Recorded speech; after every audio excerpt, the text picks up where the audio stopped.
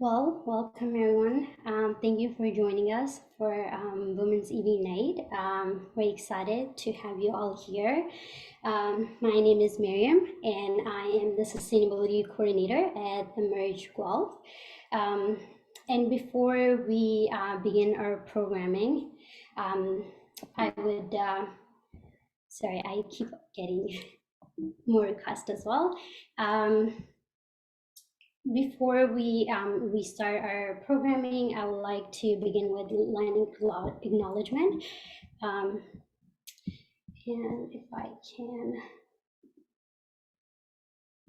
sorry, I am unable to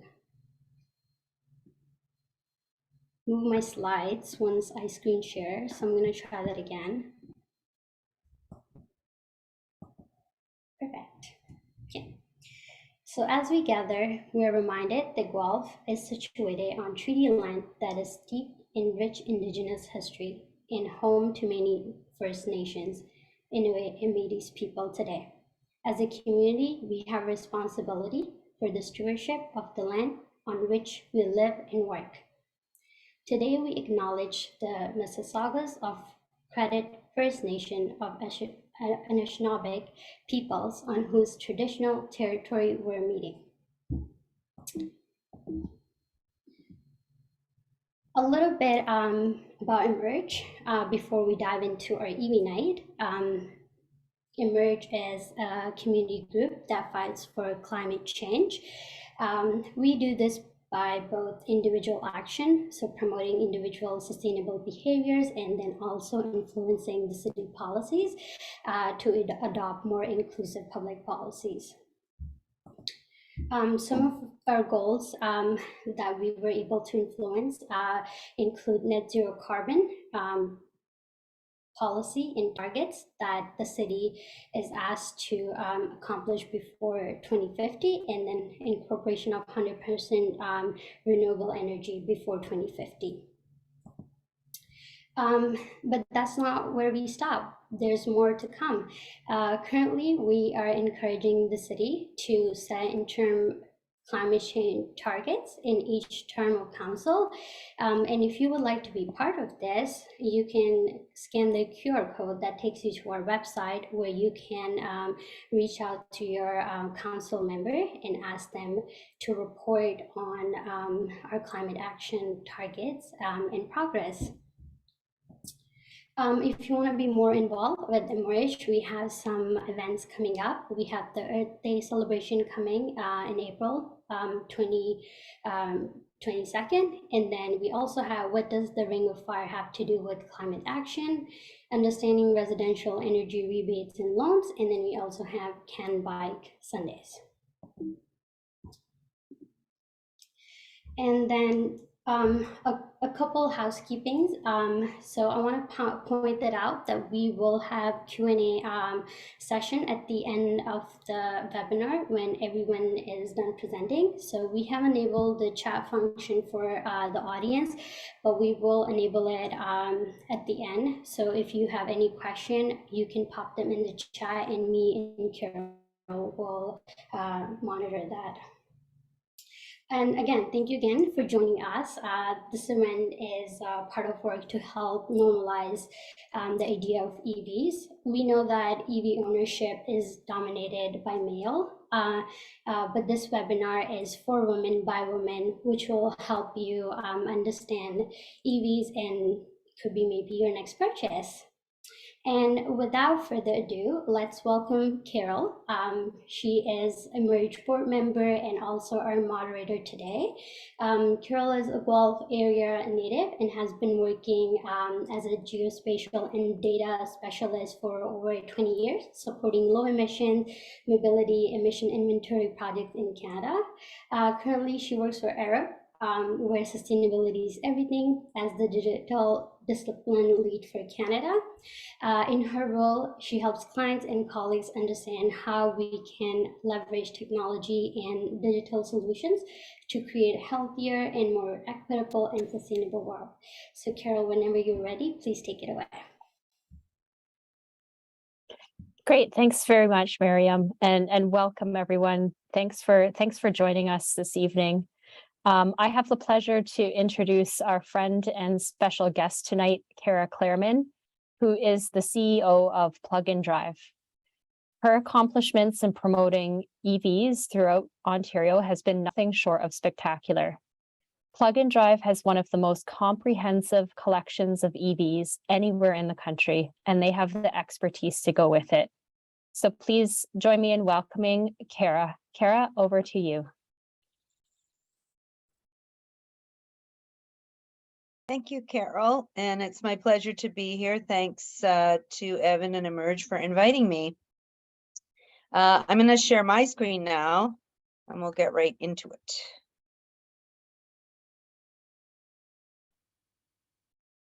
Okay. Yeah, someone will let me know that you see it, and we will start. Yes, we can see it. Okay, great.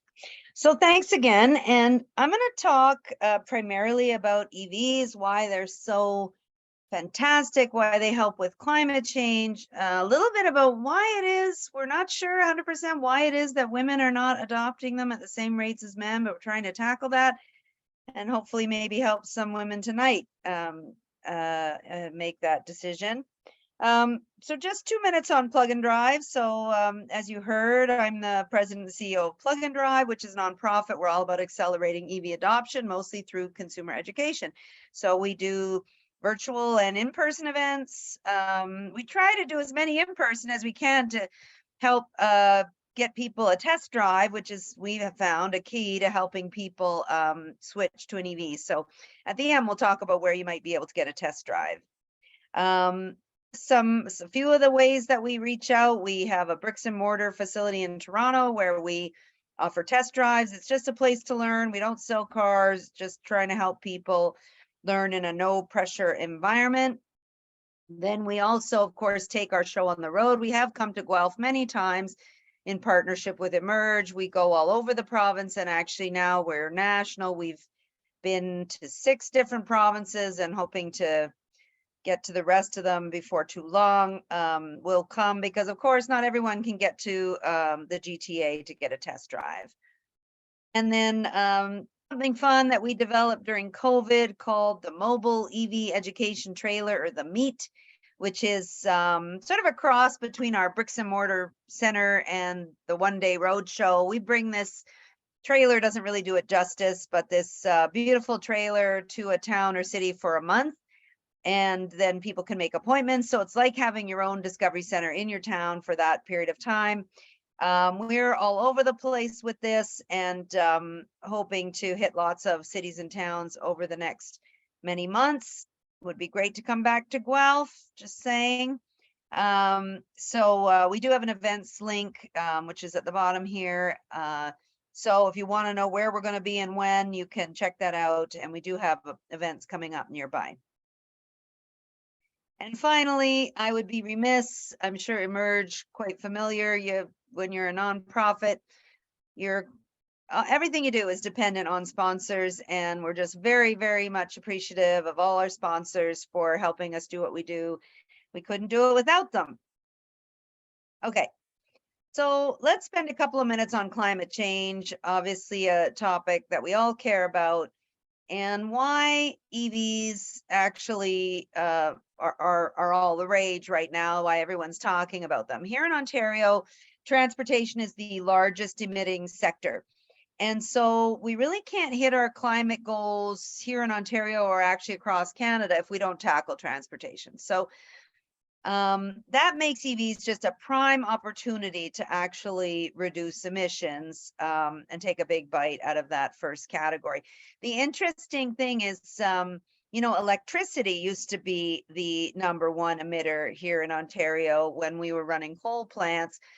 And in fact, in just sort of 10 to 15 years, electricity's gone from the problem to the solution, because our electricity is extremely low emitting now here in Ontario. It's mostly nuclear, hydroelectric, and then about, close to 10% renewables, which would include solar, wind, some biomass, and some batteries, a few other things, storage. And then we're, hovering around 8 to 10%, depending on the year, natural gas. The good thing when it comes to an EV is you're typically going to plug it in at night. That's when it's convenient, and that's when prices are lowest for electricity. That's also when emissions are lowest. And the reason is the natural gas tends to run at peak time, tends to run in the middle of the day, from like the middle of the day around 2 to maybe dinner time. It's the peak demand time here in Ontario. And most of the time, you're not going to plug your EV in at that time. You're going to plug it in when you get home at night. And so you're actually going to plug into even more than 90% emission reduction if you plug in the middle of the night. So really good for the environment, but not just good for the environment, also really good for the economy, because these electricity assets, for the most part, are owned by you and me. They're actually owned by the province. And so, the money that when we plug in our cars at night, we're actually putting money into that local infrastructure, local jobs of our electricity sector, whereas money that goes into oil and gas, for the most part, leaves the province. And so we're actually doing our province an economic favor, plugging in a car over gassing up a car. And so for lots of good reasons, both environmental and economic, EVs make loads of sense. Now, what so we've covered the environmental piece, which is, more than 90% less greenhouse gas emissions. And actually, I should say, there's probably very few other things you could do in your life that would get you that kind of bang for your buck. The only things I can really think of are giving up a car altogether, would be, one step better, and never flying on a plane. But other than that, switching your gas car to an EV is probably the most significant individual action that you could take.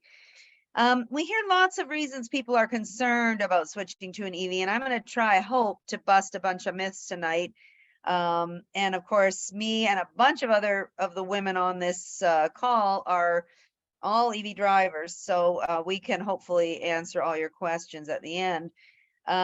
We used to hear a lot like, okay, I understand they're good for the environment, but there isn't a model or make for me. I'm waiting for, you fill in the blank. Toyota, I like an SUV, and all the cars are small sedans. I'm waiting for a pickup truck, all these sorts of reasons. And all these reasons actually of make and model are pretty much going away. In the next year or two, we won't talk about that anymore, because every make and model is coming out in an EV. So many different forms of SUV today already. There's a few different pickup trucks, and more and more and more coming. So we're up more than 50 makes and models available in Canada as of right now. And by this time next year, there'll be over 100. And so really, this issue, I don't think, will be a major barrier to adoption for much longer. The ones that still persist, I think, and need a little more work are the range of the car. People are concerned that the EV doesn't have enough range for them. Well, fortunately, that's really changing too. The ranges are getting more and more on the cars. My very first EV was a 2011 Nissan Leaf. It had about 130 kilometers range on the best possible day. So in a very freezing winter day, it had about 70. So it was a short range car. But the truth was, there weren't that many days in the year that I needed to drive more than that. So for me, it was fine. And now the EVs on the market now, there's many different makes and model of EV that have 300, 400, even 500 kilometers of range, really rivaling a gas car. Plus, the infrastructure available for those cars has exploded, and I'm going to talk more about that later. But this issue of like, oh, there's not enough charging stations out there. Well, you know what? That issue is really disappearing, because there's just more and more chargers being added to the grid every single day. And the last one, which actually I think is probably the most important one, is we hear from a lot of people, well, yeah, okay, I'm convinced, I like the EV, range is okay for me. Most of us Canadians, we only drive 50 kilometers or less a day. So most of us, the range isn't an issue, but I think they're too expensive. We hear that every day. I love an EV, but it's just too expensive. Well, actually, this is one that actually is just plain untrue and takes some work to explain that actually driving an EV is cheaper than a gas car, but you have to kind of pay now to save later. What I mean by that is EVs do cost a little bit more upfront. The MSRP is a little bit more, but to drive an EV is so much cheaper. So electricity is about 1/5 the price of gas. And so if you're paying $1.40 a liter, around that, I'm paying the equivalent of just under 30 cents a liter equivalent. So with that price, even a person who doesn't drive that much is going to save easily $2,000 a year. Most drivers save more than that. And that doesn't even take into account the maintenance, which is also much, much less in an EV because they have very few moving parts, and gas cars have lots of moving parts. And so very few things to break. So actually, even when you compare, for example, a Honda Civic to a Tesla, you're actually ahead with the Tesla when you do the longer range ownership, what we call total cost of ownership. When you do the math on how much am I going to save every year, and I'm going to keep this car, let's say at least 6 or 7 years. So, so for all these reasons, EVs just make every kind of sense. And on the economics for you, can be hard to explain because, like I said, you got to pay now to save later, and you're going to save over time, and people don't necessarily believe it. So we have a great tool on our website, and I really encourage you, if you're one of those people who's not sure that this math is going to work for you, is to use our tool. You don't know how, it's really easy. Basically, you enter in your currently owned gas car, the make and model, the year. Every gas car that's ever been on the market is in there. And then you can compare that to any EV on the market, and it will produce a nice little graph for you showing your monthly savings, comparing your specific car and your own driving to what it would be like in an EV that you choose, one that you might be interested in. And it'll even show you that sweet spot when you've sort of paid off the little extra you paid up front and you're kind of in the money. So I really encourage you. This is the website. It's ev.pluganddrive.ca. It's like a microsite to our website. Really fun to use tool. And I mean, if you don't have to take it from me, try it for yourself. Okay, as I mentioned, I'm going to talk a little bit more about charging, because I know this is a area that is a little bit confusing and can be, I think, daunting for some people. I think this is going to be hard. And let's face it, we all have busy lives. A lot of us are shuttling children, elders around, and you think, I don't need extra hassle, right? I don't need extra things I'm going to have to do in the day. I don't want difficulties. I don't want to add problems. And I totally agree. So I hope maybe my explanation will say, actually, I personally think the EV takes away problems and issues with, for example, you never have to go to a gas station. So first, though, I want to just lay out the kind of lingo around charging so that everybody understands it. It's quite simple. Charging is talked about by everybody in the business as level 1, 2, 3. Level 1 charging is basically just think regular old 110 outlet, the same outlet you'd plug your phone in. Every EV on the market can plug into this kind of outlet. So if you have an outlet outside your house, in your garage, in front of your house, if you don't, I don't have a garage, my charger's just outside my house, but this kind of plug can work. Now, the downside of what I would call level 1 charging is it's very slow. It works, but it's very slow. You're going to pick up about 8 kilometers for every hour that you charge. And you might think, oh my gosh, well then, like, that's too long. Well, it might be. It depends how much you drive. If you're someone who only drives 20, 30 kilometers a day, that means you only have to make up 30 kilometers when you get home. Then 8 kilometers an hour is plenty for charging overnight. More than enough. Or if, let's say, you choose a plug-in hybrid like a Volt or a Ford C-Max or something like that, those batteries aren't very big. That's the most they can hold is about 50 kilometers, 60 kilometers of charge. So those can fully charge overnight.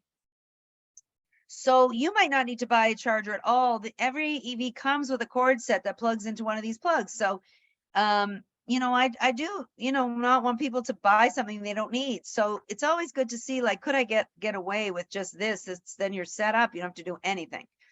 Let's say, though, you choose, let's say, a Chevy Bolt, 400 kilometers range, or a Tesla Model 3, 500 kilometers range, something with a bigger battery, and you drive frequently 100, 200, 300 kilometers, that's going to be too slow to charge overnight if you charge on level 1. So that's when we go up to what I call level 2.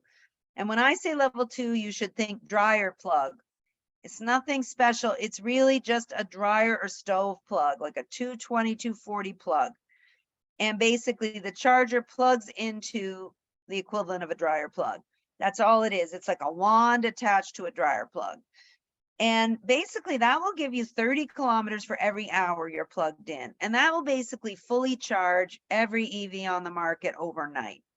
In these little pictures, you'll see these two different looking chargers for level 2. Well, the one on the left is sort of the one that you might see at the mall or at a restaurant or something like that. It's still just level 2, but it's just more robust for, you know, might have a payment system or a card swipe.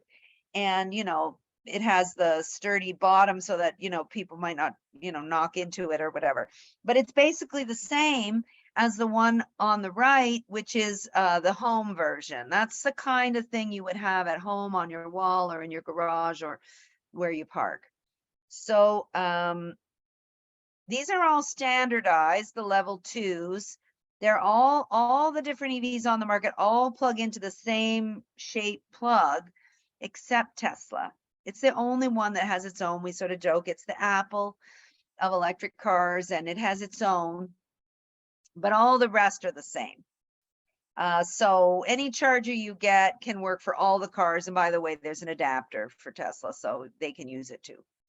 And then finally, level 3, think DC fast charger, supercharger, fast charger. There's a lot of different names for it, but all level 3. And basically, this is something you would find at a highway rest stop or, you know, at a big mall, you might find this. But these you would never have at home. Very high powered. Your panel at home could not accommodate this. And this will give you at least 250 kilometers in under an hour. And this is the kind of thing what you would probably do is you're on a road trip, you'll stop, you'll plug in, you'll grab lunch, you'll check your phone, you'll use the facilities, and by that time, the car will be charged. These are actually, I'm going to show you a map later, and you'll see that these are actually surprisingly all over the place. We haven't quite got to one standard on these yet. There's basically 2 standards and then Tesla. It seems like one is going to win the sort of beta VHS time that we're in right now. But most of the chargers on the road have both wands on them, so you don't have to worry about it too much. And again, the map will show you what's what, so you don't have to wonder, like, is this one going to work for my car? That will be easy to figure out, and I'm going to show you how. So those are the levels of charging, and that's all you really need to know. You're probably going to use level 1 or 2 at home, and occasionally you're going to use level 3 on a road trip. That's most people. There'll be some of you that maybe live in a multi-unit residential building where you can't get a plug at home. And if that's the case, you might be relying on public level 2s and 3s more often. So I'm going to sort of talk about both, but this is doable in either case. If you're thinking, yeah, I mean, I like to think about a level 2 charger, you can go to this website, chargemycar.ca. We put all the different brands of chargers onto one site so that you could look at them and compare the features and stuff like that. There are quite a few different brands, but more or less they all do the same thing. Some are a little faster, a little slower, but they're all level 2s. And some might have a longer cord, or, there's a few different features. If you're not sure, you can call our office. We're happy to walk you through this stuff. That's what we're here for.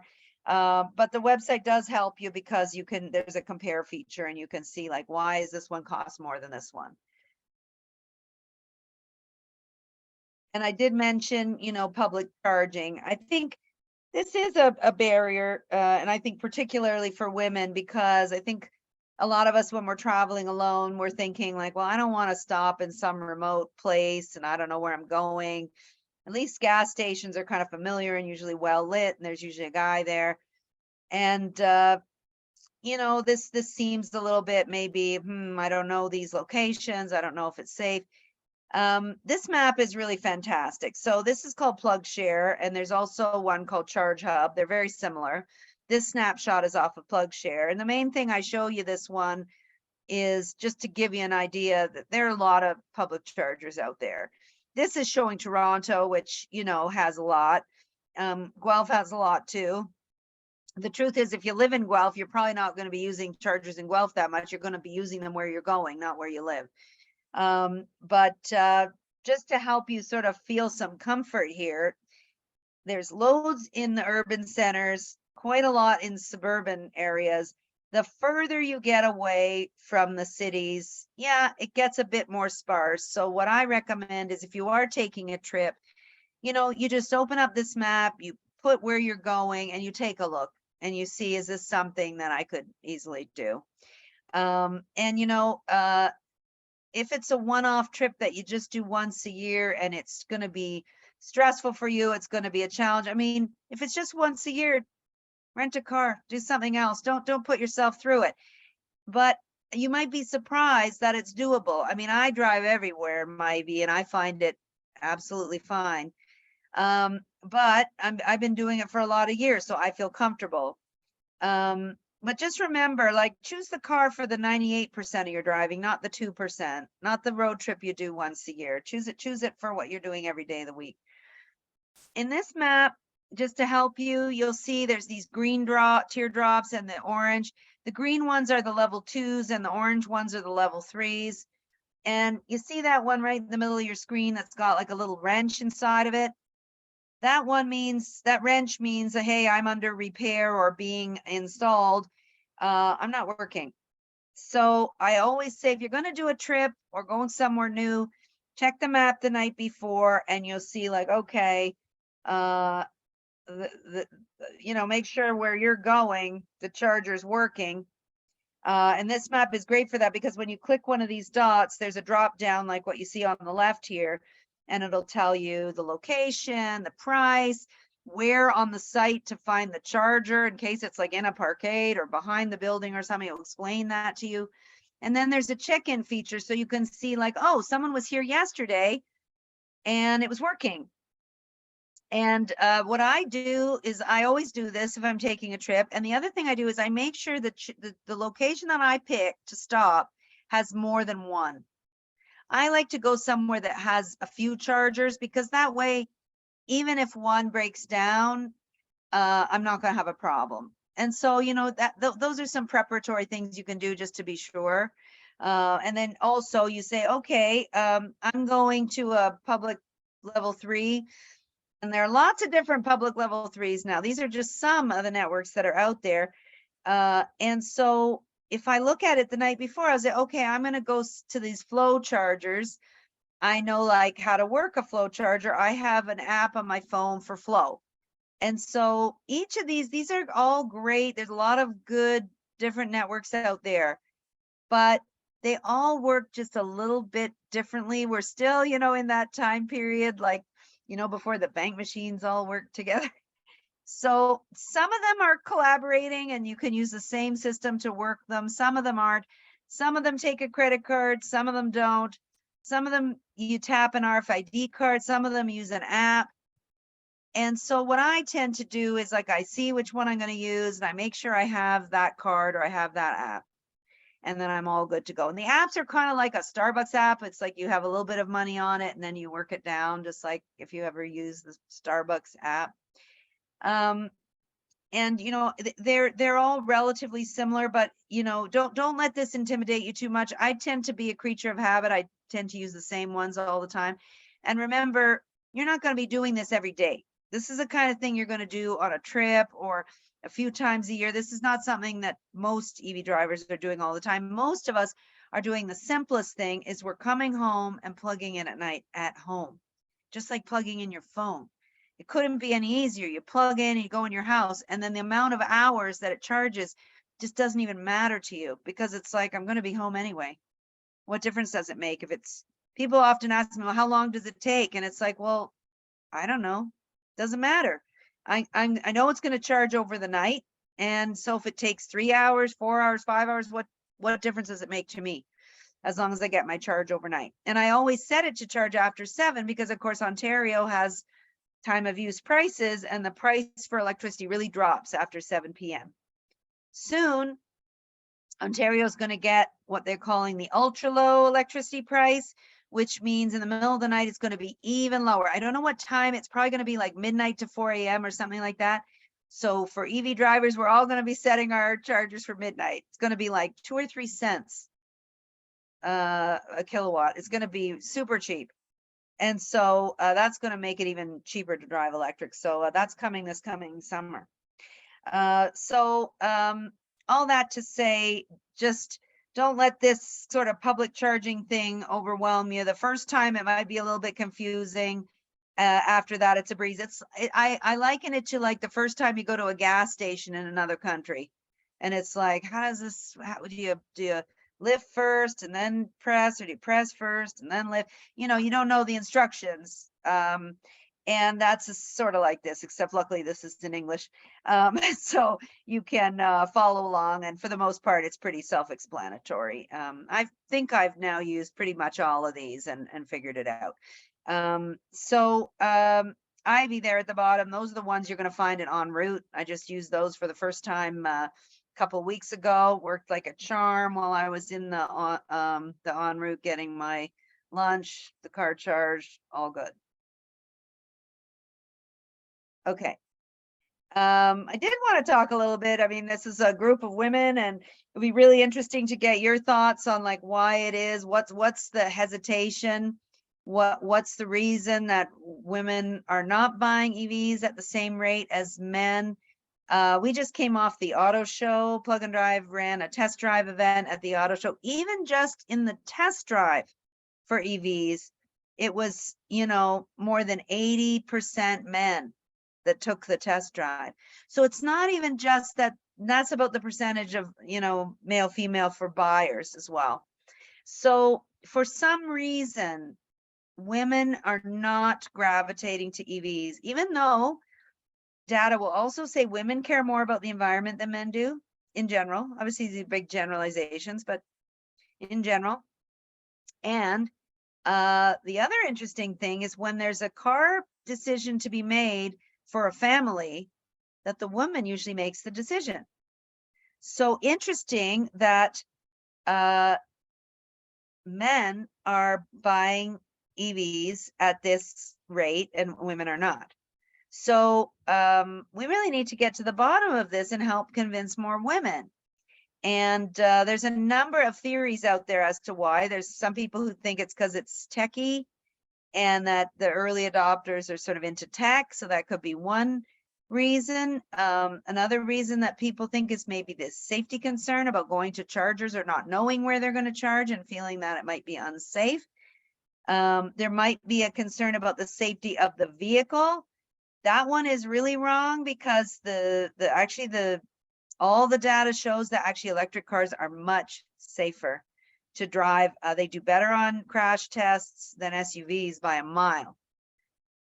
So that one is just a miss somehow, but people have seen on TV the odd fire and they think, oh, EVs catch on fire, which is not the case. I mean, driving around with a tank of liquid fuel, that's a fire hazard. EV batteries do not catch fire routinely.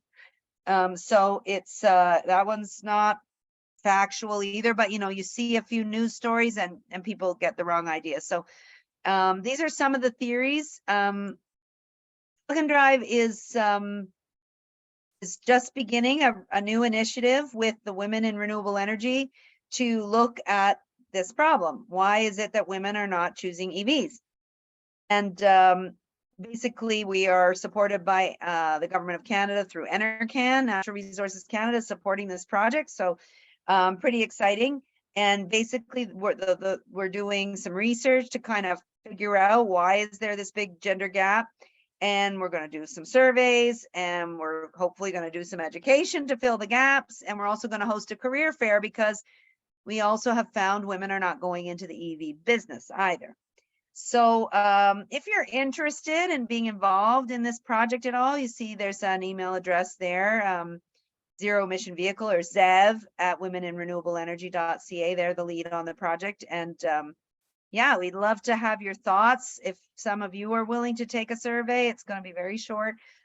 We would love to include you because we really do need to, if we all agree climate, we're in a climate emergency, we have to convince women to choose EVs as well, not just men. Okay, so now I'm gonna just spend a few minutes on how we're doing in Canada overall in terms of EV trends, and then we'll go to questions. Okay, so how are we doing in terms of EV sales in Canada versus the world? I would say okay, average. Canada's not doing bad, we're not doing great. We are increasing our ZEV adoption year over year, about 40% this year over last year, and carries on, which is good. That's good. We're up to about 7% across the country new car sales.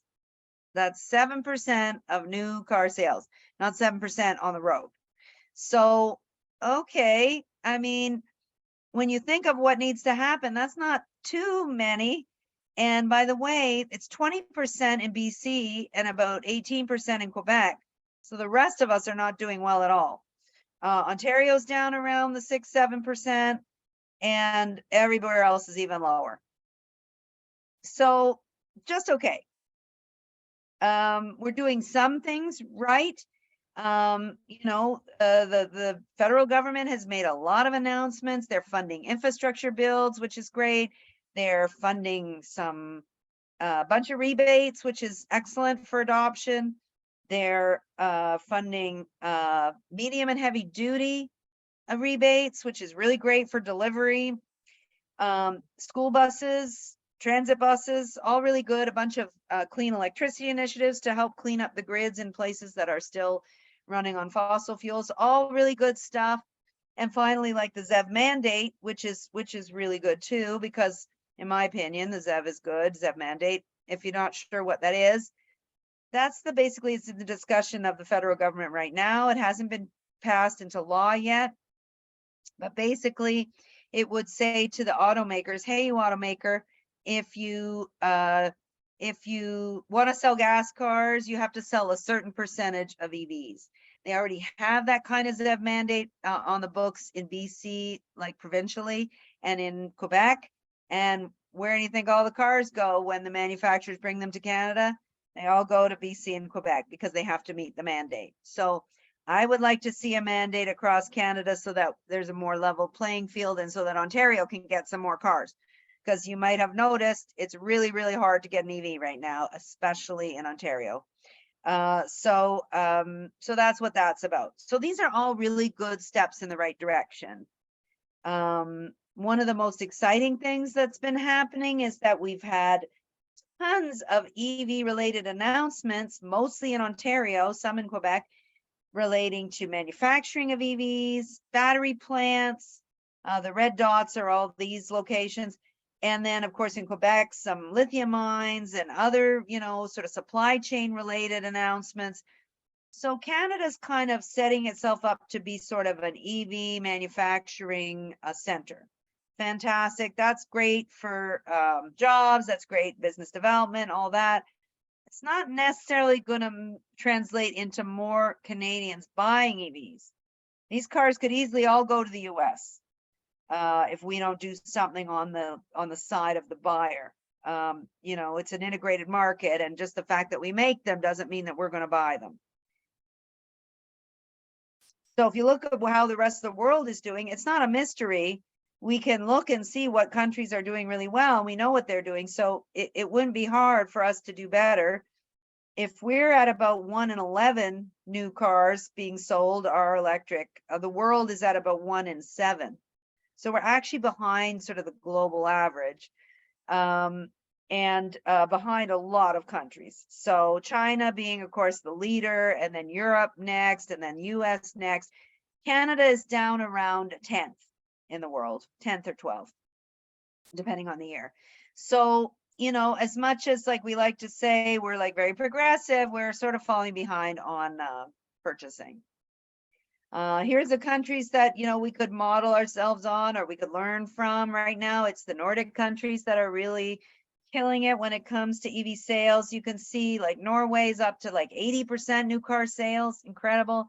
Netherlands and Sweden are both in the 30s, and we're down like around 7. So what are they doing? Well, they're doing a whole bunch of things that we're not doing. For example, they put a giant tax on gas cars so that actually EVs are cheaper. That's the main thing they do. They also make it really easy to park in cities. They put chargers on every street.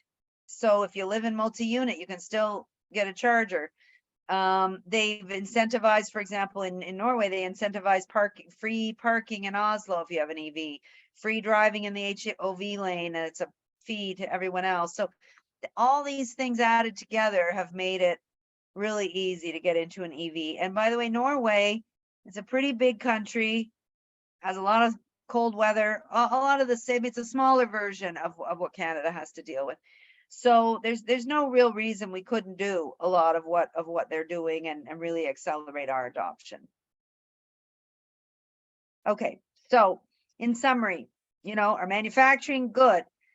Infrastructure, pretty good, getting better. We got to do more, but actually the feds are putting a lot of money into infrastructure, and the province announced some money for infrastructure too. So I think we're getting there. And a lot of companies, by the way, they're stepping up, and they could step up more. We shouldn't all be waiting for the government to do things. A lot of companies could put in chargers for their employees. They could also incentivize their employees to choose an EV. For example, let's say your workplace has a car allowance for you. Why wouldn't they consider give you a better allowance if you choose an EV? They can offer EV education to their employees, especially once they put in a workplace charger, have some sort of session to help employees get on board. So there's lots of things companies could do, I think, better. And I don't like it that we're always sort of waiting for the government to act. And finally, I do think we need incentives on used. I think that would help. We need to change our building codes. It's ridiculous. If you can believe it, most parts of Canada, you could still build a brand new condo and not even consider EV charging in the parking garage. I mean, that shouldn't be. I mean, if you want your building to be around 50 years, don't you think, like, just makes sense that they should at least have to put a certain percentage of infrastructure in there. So that's a big miss, and we could easily fix that. We need better financing for EVs. Right now, it's more expensive to finance an EV than to finance a gas car. There's no reason for that. That doesn't make sense. So we need to get the banks to, you know, kind of get with the program here. This is off base. And hope the ZEV standard helps too, to get more cars on lots all across the country. So those are just some of the things I think we could do to make it happen more quickly. And I think, you know, sure, we could let the market just take its course or whatever. But like I said, we're in an emergency. If we just do it like that, it's going to be too slow. We need to speed it up. And finally, we talked about environment. We talked about cost and economics. Sometimes the forgotten one, the health benefits of us switching to EVs. If you're interested, this is a study that was done for the Greater Toronto Area. It's at a website called clearingtheair.ca. But basically, they modeled what would it be like if the whole GTA the whole vehicle fleet was switched to EVs. And basically, the social benefits are massive. You know, fewer hospital visits, fewer deaths, huge savings in the healthcare field. Because what this showed was actually cars are a huge source of local air pollution and actually really do affect our health. And so the benefits actually, when they did the math, per EV, it was almost worth $10,000 per car. So really amazing. Take a look at the study. If for nothing else, we should really be doing this for the good of our health. So we're going to turn to questions now. But if you do want to get a test drive, and you should, you can, maybe we can plop these in the chat. You can go to our events page, or you can sign up for our newsletter, where you'll get, we send it out about once every 6 weeks. And we always update in there where all our events are going to be. And I know we're coming to Dufferin County, which is pretty close to Guelph. We'll be at Guelph at some time soon. Just follow us, and we'll be there before you know it. And with that, very, very happy to take any of your questions. All right. Thanks very much, Cara. That was an excellent, really comprehensive, really informative presentation. Thanks very much for being with us here today. Miriam, I think we can probably start opening up the chat to start collecting questions now, as I introduce our other panelists for the evening. So we've got 3 different other guests with us who are local Guelph residents that are EV ambassadors for Emerge. So first off, I'd like to welcome Julie Horrocks to our comfy chair chat. Julie is a statistics professor at the University of Guelph. She works with researchers in medicine, biology, and the social sciences who apply longitudinal data analysis and survival analysis to their research. Julie is the former chair of the Department of Mathematics and Statistics and has been president of the Guelph Rowing Club and the Eden Mills Nordic Ski Club. She also coaches for both organizations. Welcome today, Julie. And Julie chose to buy a used EV, which is a newer option on the market. Now that EVs have been in use for a number of years now, there's a growing availability of used EVs as a new option. Second off, I would like to welcome Karen Rathwell. Karen is an enthusiastic lifelong learner and eager to be part of the climate solution. She has lived in the Guelph community for almost 4 decades and is a retired educator and grandmother. Karen enjoys the challenge of learning about new technology, hence the purchase of an electric car in 2018. And this was a huge personal challenge for her on many levels, but almost 5 years later, still proving to be a good decision for Karen. Welcome, Karen. And finally, please join me in welcoming Sya Van Geest. Sya is an avid veteran storyteller, comfortable telling to all ages. She's a regular volunteer in schools, children's groups, senior homes, church groups, and special events, and a teacher of the craft of storytelling. She's an experienced educator with more than 30 years as a classroom teacher, consultant, author of curricula and short stories, and a teacher librarian in high schools and elementary schools. And Sya also chose to buy a used EV. So welcome, Sya. So to kick it off, I'm going to pose a question to all of our panelists today. What EVs do you drive, and what was the biggest hurdle you had to overcome when deciding to purchase your EV? And I think I'm going to start it off with Karen. Karen, do you want to take it away? Yeah, hi, everybody. What was my biggest challenge when I purchased my Tesla?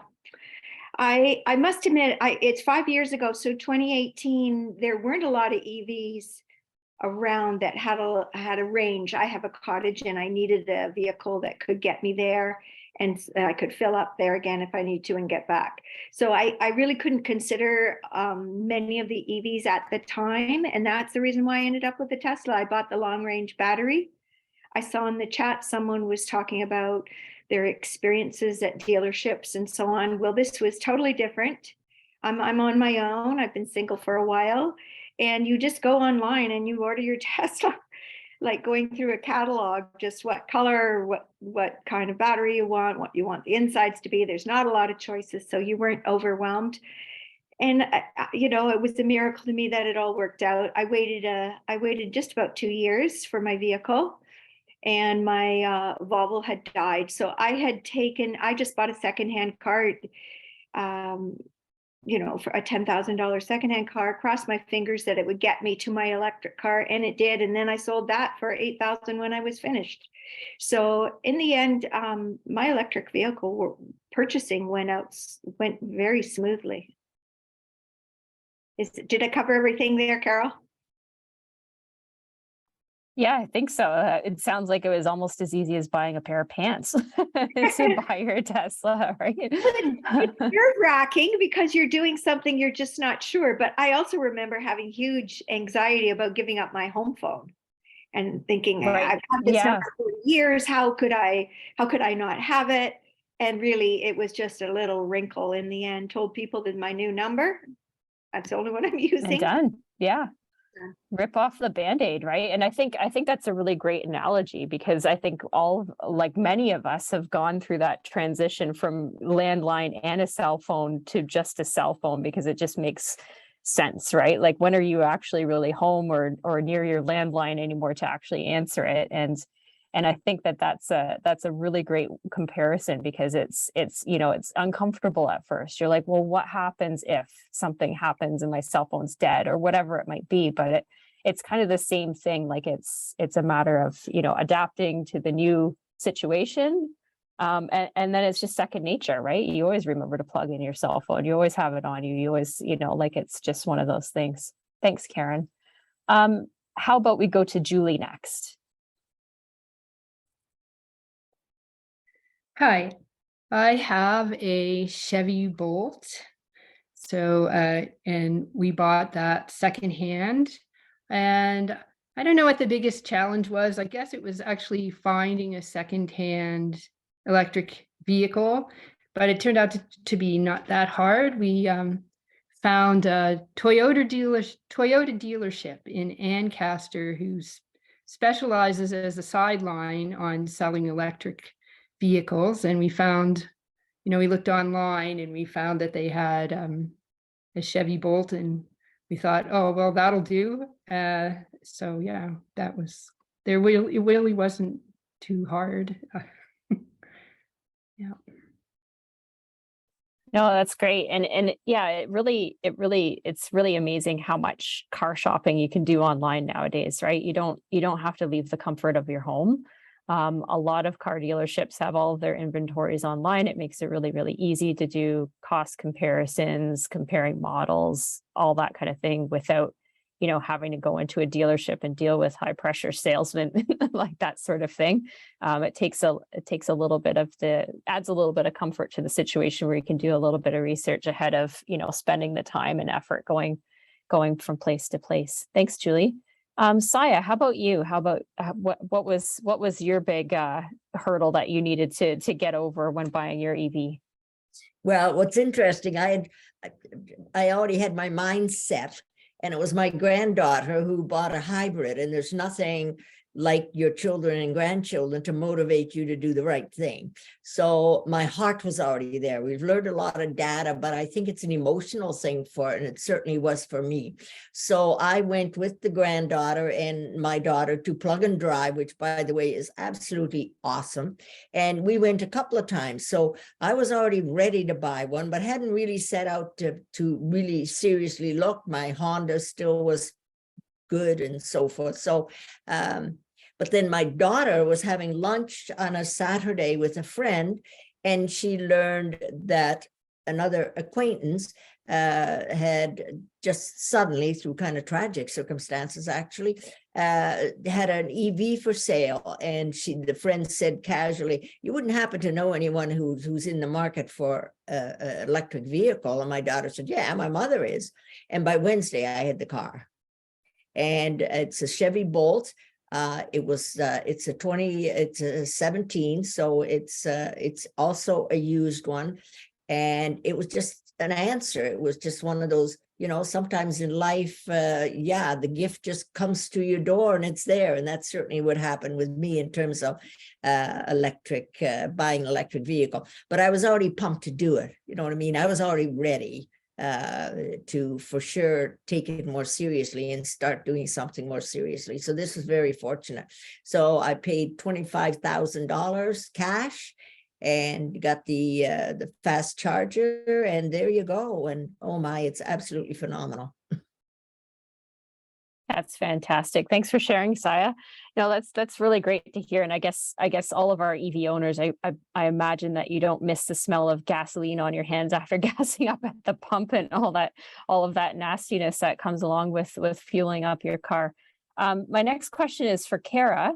Now, based on the experiences that our panelists have shared to date in the call, how do these experiences compare with all of the people that you deal with on a regular basis at Plug and Drive? Is it a pretty similar experience, or do you have any other interesting stories or things that you've helped people overcome when thinking about purchasing an EV vehicle?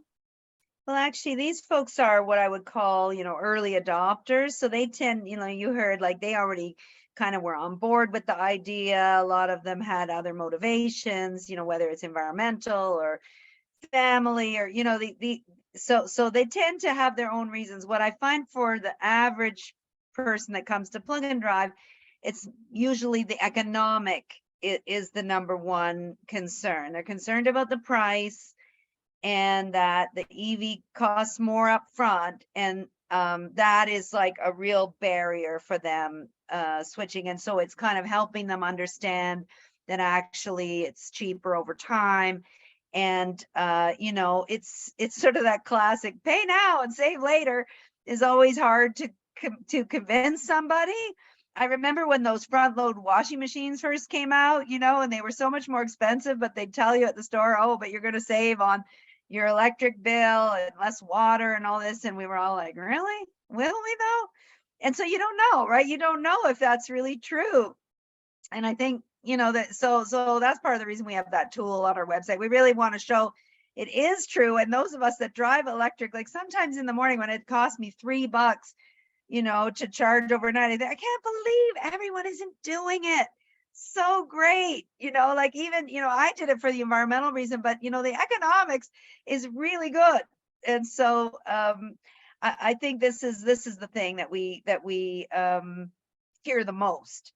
But interestingly, I got a lot of questions in the chat about the price of chargers. So I just wanted to make sure I answer that one, and we'll hopefully try to get to some of the others. But in terms of cost, the charger, the home charger is relatively low cost. It's the lowest cost ones that I've seen are about $500, and they range up to about $1,200. And the reason for the variation is just the lower cost ones are what I would call, they're just a plug. They're just a straight plug. It's like, they're perfectly good. That's all I have. And then the more expensive usually has some more bells and whistles, like an app that you can know like how many kilowatt hours you're using at any given time, and some other fancier features, but like you don't necessarily need those. Those are just for people who want those.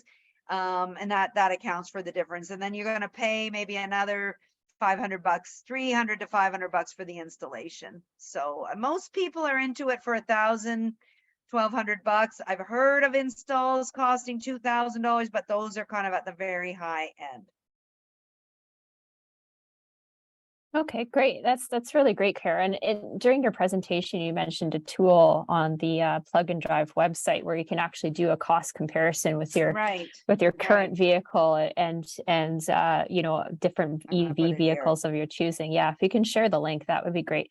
Does that tool break down? Because there's some other questions in the chat about just about the cost of insurance on EVs. Is there a difference in the cost of insurance, but also, just the general cost when you go and you plug into an en route charging station when you're on a longer trip? What does that cost? Like what's kind of the average? Sure. I'd be interested to hear what some of these ladies found when they got insurance. But mine, like a new car and a more expensive car is always going to have higher insurance. That's true for a gas or an electric car.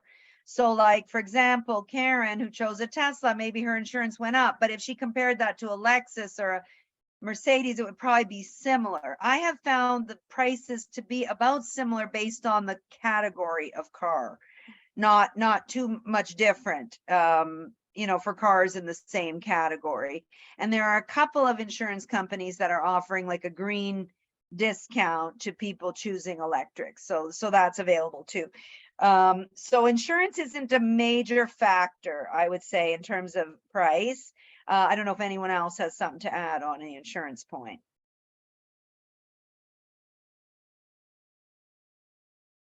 Well, I would agree with you, Cara. I had a 14-year-old S60 Volvo. That's the one that died. And I needed a car. So I bought a secondhand, ICE car for a couple of years while I waited for my electric car. But the insurance really was very similar. It's just that I had at that time, a brand new car. And my insurance before was on a 12, 14-year-old. Exactly. Yeah, so I've had that same experience. And then in terms of the cost of charging, so you asked that too, Carol.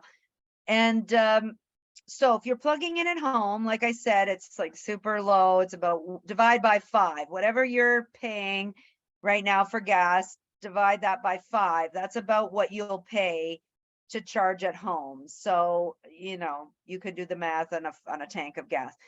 But at those quick chargers on a road trip, so typically it's a bit of Wild West right now because there's no regulation of it. So the prices vary.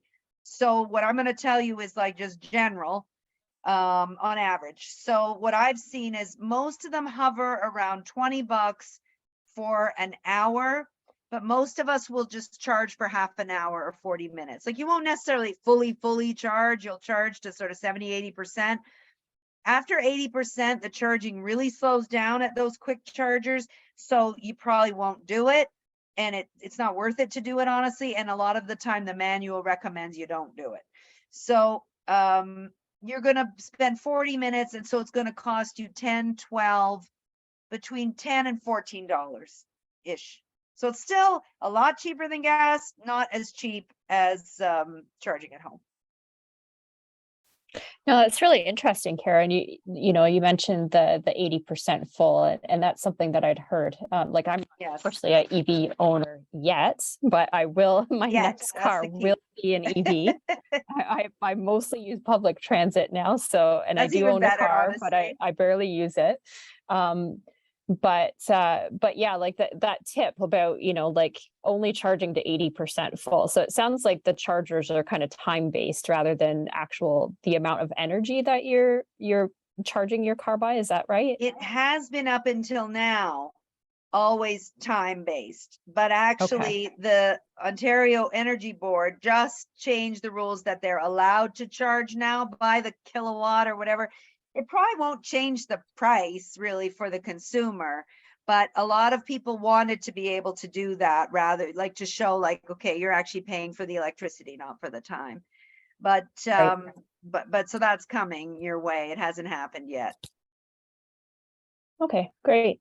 There's a lot of questions in the chat just about, just selecting an EV, whether it's a used EV, like how do you find them? What are the tips and tricks of buying a used EV? But also like you mentioned in your presentation, Cara, that I think you said that there's going to be over 100 different models of EVs on the market in Canada, which was a surprising number to me. I didn't realize there's that many out there nowadays. What would be your recommendations in terms of, what are the kind of key things to consider when looking? Look, maybe someone else would like to take a stab at it too, but because you guys all went through buying one. But first of all the makes and models of EV are on our website with their prices and their ranges, and so every single thing that you could find right now is there. So if you want to start with some internet research, that's always easy to do it from home. You can look there. If you're thinking about used, there, I think it was it Julie that mentioned that there's a good dealer near Guelph. Also, there's a dealer that I actually sold my Leaf to, called the EV Network. They're in Etobicoke. And they rent and sell used EVs. And I really like their model because let's say you're just not sure and you just want to rent it for a week and see how it is for you. You know, see if like it's fine for your routine and it works. And what a low cost way of testing it out. You know, as long as you can find a place to charge it, obviously you don't want to install a charger for a week-long test. So, you know, maybe you have a friend with a charger, there's a public charger near you, and you could just try it and see if it works for you. And then they sell used EVs. So I can put their name in the chat here. I'll actually get the web link for people. And that's a really good option. And then we also hear from lots of people who find used EVs just on Auto Trader. If you filter Auto Trader with electric vehicle, and it will filter them, and you'll probably see there'll be like 100 available at any given time. So there's quite a lot. It's a lot faster for sure than getting a new one right now, where you're going to go on a waiting list.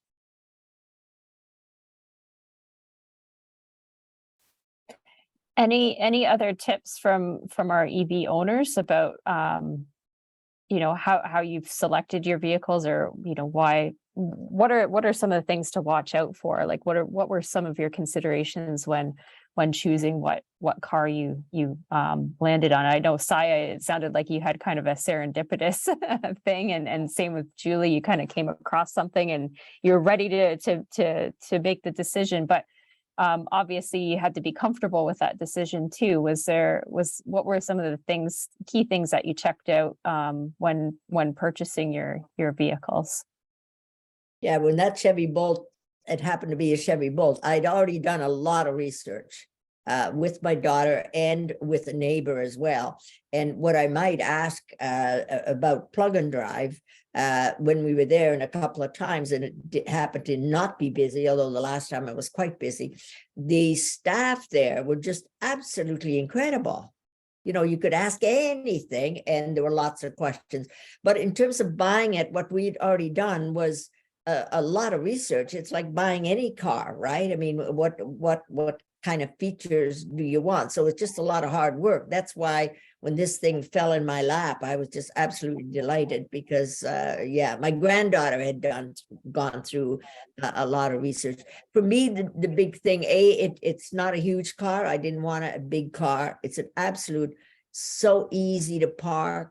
I love the idea that I could go back and forth and visit my sister in Stratford and another sister in St. Catharines and do that really comfortably. I love the fact that there are chargers like on Woodlawn. What is it, a Burger King? I'm not sure what fast food, but they have a charger now. And of course, they love these people that come in and charge, because what are you going to do? You know, you're going to go in and buy a hamburger and lunch and that kind of stuff. So what I found in terms of the research and looking at it, we had already done a lot of it as a family almost, and then, as I say, with a neighbor as well. And B, I found I really have to think through, what do I need of this thing? And yeah, so it's work, though. It is work, and you do lots of talking. There's lots of people that love to talk about electric vehicles nowadays.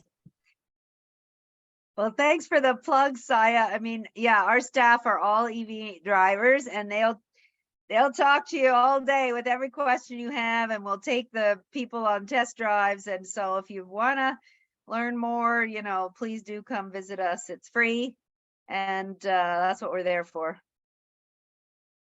I may just add one more point. What we've done here, I live in an adult community, and we now have had several. On a beautiful summer day, we've invited people to come and take their EVs down to the parking lot. And we had a vegetarian, vegan cart there selling lunches and stuff. And it became kind of an EV party. And when we first organized it, we thought, is anybody going to be there? We were just amazed at the number of people that came out to learn. I think we're on the cusp of people really wanting to learn more, and that's why we have 23 people on here, right?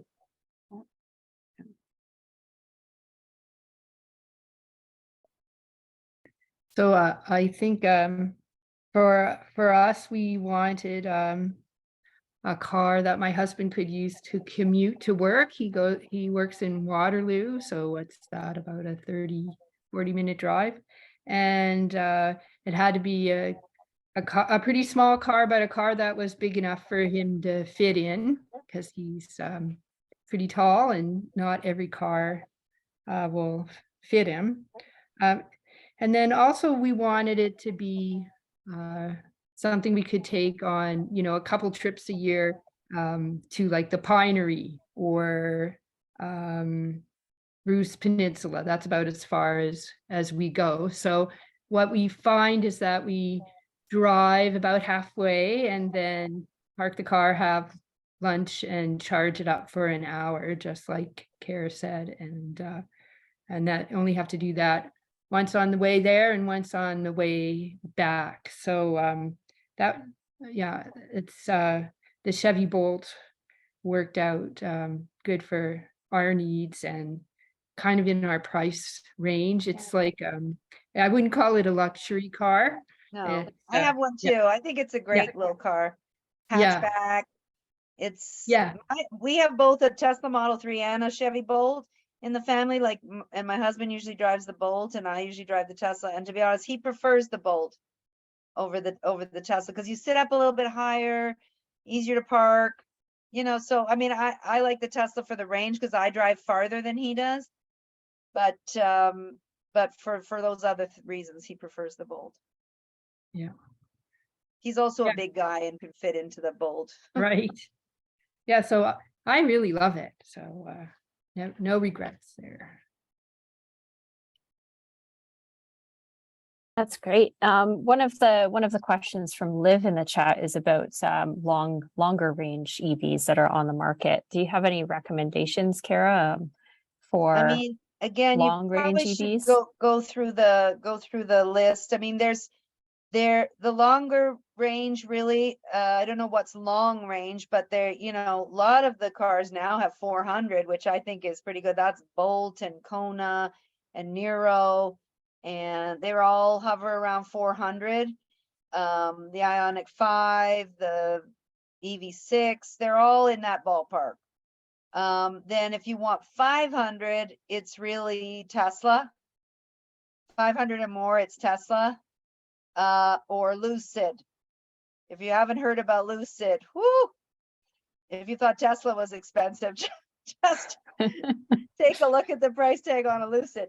But they have a Lucid that's very expensive, but it gets 800 kilometers. Oh, wow. Yeah, so you know, like that the longer range is just, it's going to keep growing like that, and the lower price cars are going to have more and more range too. But there were a few questions. One thing that we haven't gotten to, which I really think we want to hit before we have to go, is this thing about the battery, because I saw quite a few points in the chat. I'm sure I've missed some, but around concerns around the battery life, and if you're going to have to replace the battery and this kind of thing. Can I speak to that for a minute? So here's what I can tell you. And just remember, we only have data, like, we have to be honest here, right? EVs are still pretty new. And so the oldest EV on the market is about 12 years old. And so that's all we have in terms of data. But the data we have, and there's a really great study that just came out at looking at like the sort of 10, 12 years old cars, they're still going strong. The batteries are not crapping out. And for the most part, you will never replace the battery in your car. Now, I'm not going to never say never, as they say, because it can happen and you get a lemon or whatever. But the data does not support this idea that you will at year 6 have to replace the battery. That is not, it's not happening. And just to add to that, most of the cars have an 8-year warranty on the battery. A few of them have 10. And so check the manual. It's like usually a year's and or kilometers. So it's like 8 years or 160,000 kilometers or something like that. So if you're thinking of used and you're worried about this issue, and it's legit to worry about it, I'm not saying it's not, but what I would do is you can do a test, which is like a state of health of the battery. You can ask the dealer or the vendor to give you that test to see what, like, is the battery in good shape now? And also then buy the car that's, let's say, 5 years old and still has a couple of years left on the warranty, so that if you should have an issue, you're still going to be under warranty. So that helps, I think, just with the worry about it. But the reality of it is the batteries are doing quite well. And if I may add, with the Chevy Bolt, it was still within the year, I mean, within the warranty, and they did do a recall of a battery, and I went in and got this new battery, and it was like the most painless thing. And so they really do stand behind the batteries. And that was the Actually, I recall. feel like we all won the lottery with that recall I know. because they replaced the battery. I got more range than I had before, and they put my warranty back to 0. So now it's like you got a new car that's 5 years old.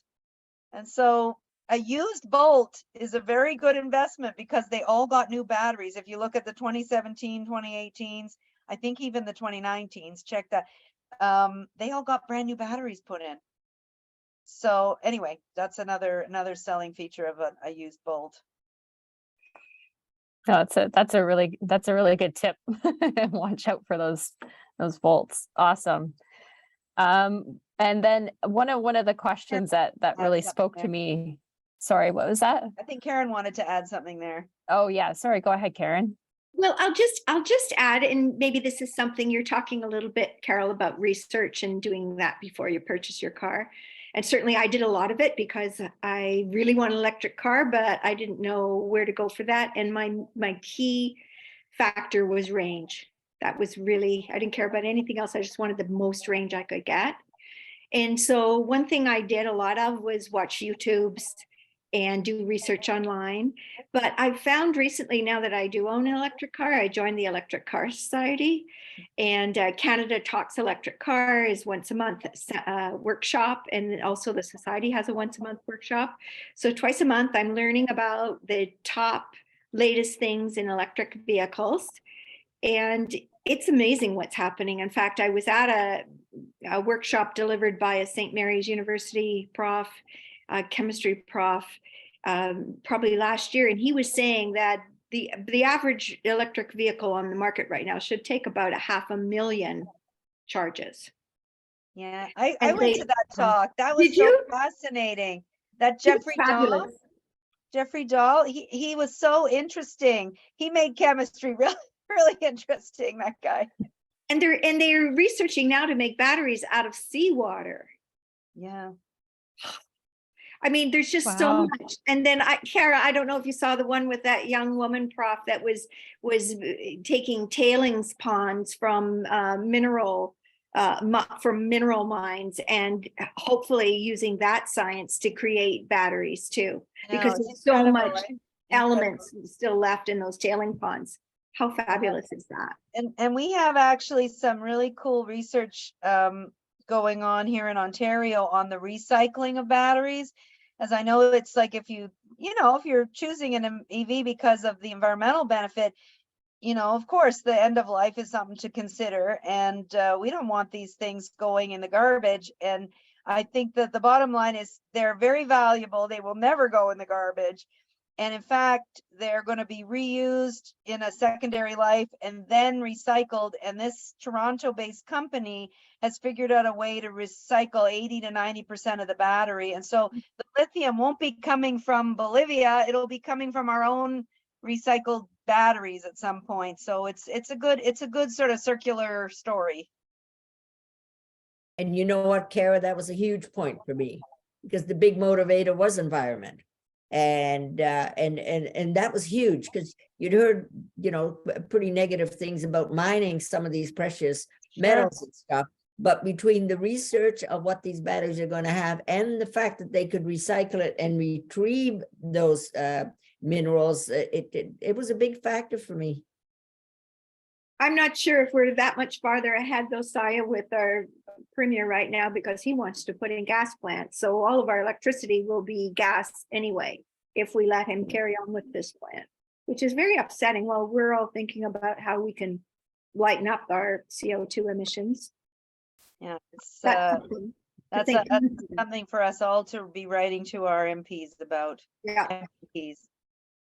And there was a comment about Quebec and the financial incentive, and of course the same in BC. But what's interesting about those two provinces, they've already put in, and what is it? You probably know, Cara. What is it how many years? And all vehicles have to be EVs that are Yes, sold. yes, they've got a very tight timeline for conversion, and it's frustrating for us in other provinces because of course then they draw the vehicles to those locations too, so it's even harder for us to get them. So I do think some national standards would really help. It's an important issue. I think, I mean, and a few people asked in the chat, like, well, will these waiting lists get any better? And they will over the next year to 18 months. But I do think, like, look, if you're really keen to get it sooner, then, you can look at used or renting. There are options, but, and then put yourself on a bunch of different lists. Like, this is what a lot of people are doing now, is let's say there's 3 or 4 cars you'd be interested in, to put your name on all the lists and, the one that comes up first. So right now there's the waiting list for a Bolt is not that bad. And some of the cars I'm hearing 1.5 to 2 years, it's probably less, but they give you the worst case. And so go on a few lists and see what happens.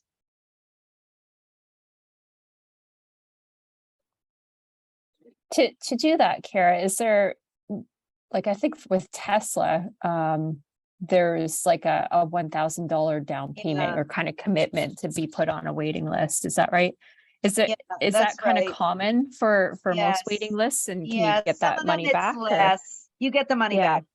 Yeah, if you cancel out. Some of them it's less. Some of them it's 500. So you don't want to like do too many, but I feel like it's smart to sort of hedge your bets if you don't have a really specific car in mind that you really want. Like I sort of was flexible, and when I was buying though, it wasn't quite so bad.